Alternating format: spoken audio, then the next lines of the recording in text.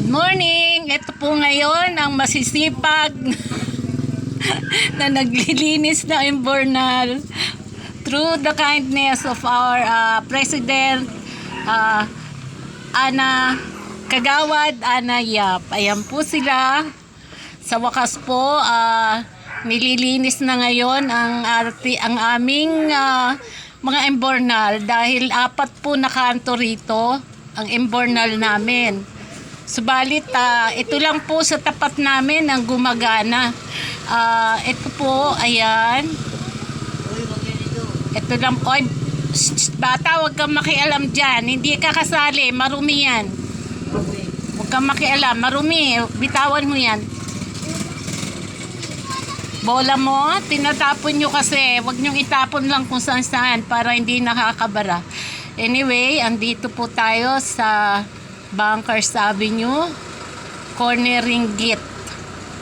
Sa wakas po, ang matagal ko nang hinihiling at pinapangarap na malinis ang aming mga Imbornal dito sa aming kanto. Corner po ng Bankers Avenue at Ringgit. Meron pa rin Going Dollar at Phase 11 A. Sa ngayon po ay nalilinis na. Ito po sila ngayon. Hello po. Salamat po sa inyong kasipagan.